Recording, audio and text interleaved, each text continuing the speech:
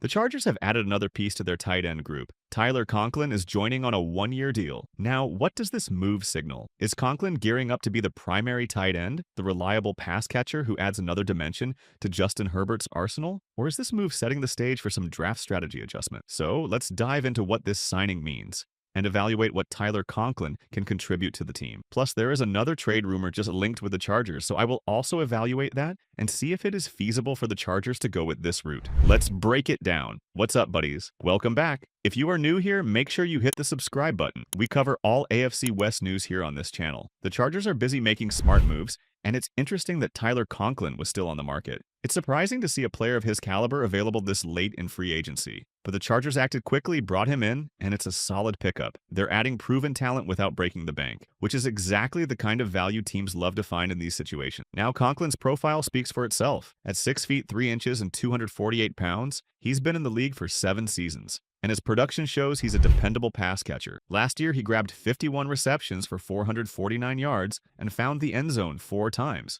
And if you look back at his numbers over the past 4 seasons, you can see consistency in his role as a passing game contributor. In 2021, he had 87 targets, hauling in 61 catches for 593 yards and 3 touchdowns. The following year, it was 87 targets again, resulting in 58 catches for 552 yards and 3 touchdowns. Then in 2023, he kept up that target volume with 87 looks, delivering 61 catches for 621 yards, although he didn't score any touchdowns that season. Last year, his numbers dipped slightly to 72 targets, 51 receptions, 449 yards, but he boosted his touchdown tally to 4. The common thread here? Tyler Conklin knows how to make plays in the passing game. Averaging 9.7 yards per catch over his career is impressive. It shows he's consistently picking up meaningful yardage. And here's a key detail. He's only missed 2 games throughout his career. That's remarkable durability for someone with his workload, and it clearly aligns with what the Chargers seem to value. It's a trend we're seeing, targeting players who are not only productive, but also reliable and tough enough to stay on the field week after week. It's reminiscent of Najee Harris, a player who's been a consistent presence every game.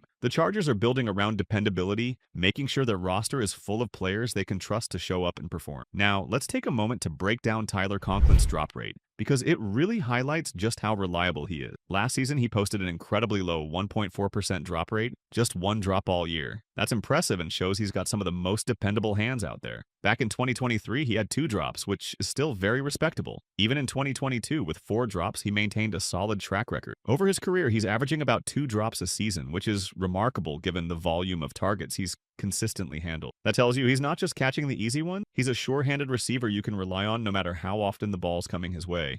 This consistency makes Conklin the type of player you want out there on game day. He reminds me a bit of Hunter Henry, a player known for his reliable hands and steady presence in the passing game. Watching Conklin play, his catching ability clearly stands out as his biggest strength. It's the kind of skill that's hard to overlook when evaluating his role on the team. Now, when it comes to blocking, that's not exactly his specialty. He's not the guy you'd highlight as a blocking-first tight end, but that's something that could improve with coaching. For now, his role seems clear. He's a pass-catching tight end, someone the Chargers can lean on to make plays through the air. He's similar to a Hayden Hurst type in that sense, a receiver-first tight end who can create mismatches in the passing game. Take Will Dissly, for example. He was thrust into a pass-catching role last season and did a solid job stepping up to the challenge. Conklin, on the other hand, comes in with a proven track record as a receiver. You know what you're getting with him. Dependable hands and a knack for making big plays. And speaking of big plays, here's a stat that really stands out. Conklin caught 80% of his contested catch opportunities last season, pulling in 4 out of 5. That's huge. It shows he can perform in tight situations, going up and making tough grabs when defenders are right there with him. Plus, there's another interesting metric. He ranks 3rd among tight ends in receptions above expectation. That means he's not just doing what's expected, he's consistently exceeding those expectations,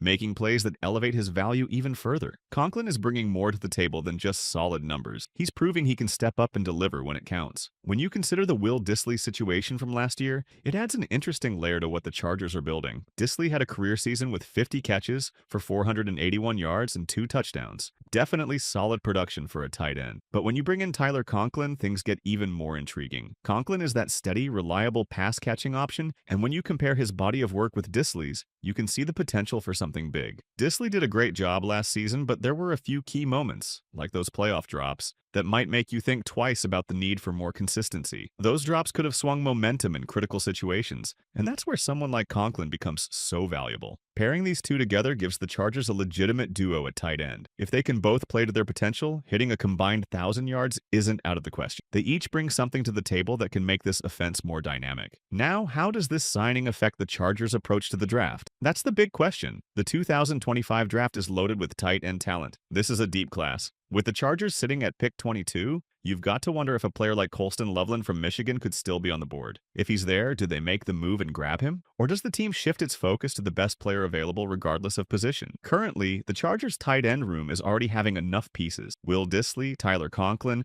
Tucker Fisk, and McCallan Castles, who is still an unknown. He hasn't gotten his shot yet, but he's another piece in the mix. So it's not like the Chargers are lacking bodies at the position. But do you feel good about this group as it stands? Are they confident enough to roll into the season with what they've got? Or do they still feel the need to add another top-tier tight end? If Loveland's sitting there at the 22, it's a tough call. If not, there are still intriguing options later in the draft. Someone like Elijah Arroyo from Miami or Harold Fannin Jr. from Bowling Green could be a great value in round 2. Or maybe they wait until round 3 for Mason Taylor out of LSU. Personally, I think Mason Taylor would be a great fit here. He's got the kind of size and skill set that stands out. Around 6 feet 5 inches, roughly 250 pounds, with reliable hands and solid blocking ability. That's the kind of frame and versatility that feels like a Jim Harbaugh-type player. A big-bodied tight end who can do a little bit of everything adds real value to an offense. Given the current situation, it seems likely the Chargers might hold off on drafting a tight end early. With the flexibility this draft offers, they can afford to wait a little longer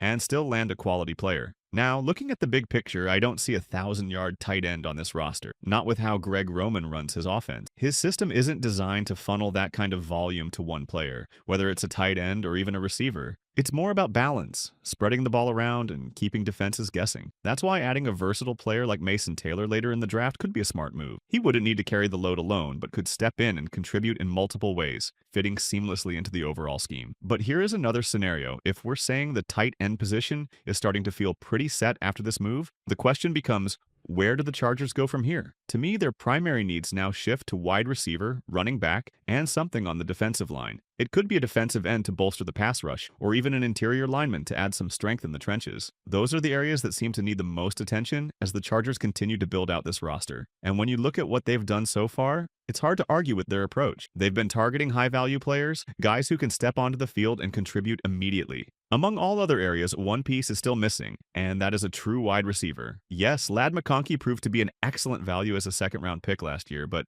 if the team could find a top talent to pair with him, they could really have something. Now, interestingly, experts are still linking trades with the Chargers rather than finding a good player early in the draft. Bleacher Report's Mo Moton recently took a look at trades that could be made following the first wave of free agency, and he has the Chargers sending a third-round pick in the upcoming draft to the San Francisco 49ers in exchange for Brandon Aiyuk. This sounds familiar. It's because the Chargers were linked to a potential trade for Aiyuk last summer when the team was still short on talent at the wide receiver position. Aiyuk signed a 4-year extension with the 49ers just before the season started, but tore his ACL in Week 7, ending his season prematurely. While this is one of those fun scenarios to discuss, it doesn't feel like a move a mostly frugal Chargers front office would make. This particularly at a position that they haven't put much stock into since Harbaugh arrived. Aiyuk would cost the team about $27.5 million annually, and with him coming off the injury from last season, it seems like that is way too much money to risk. Aiyuk has proven to be a productive wide receiver, but those factors combined with the contract drama he created in San Francisco should chase the Chargers away. So, what do you think about this trade idea? Share your thoughts in the comment section.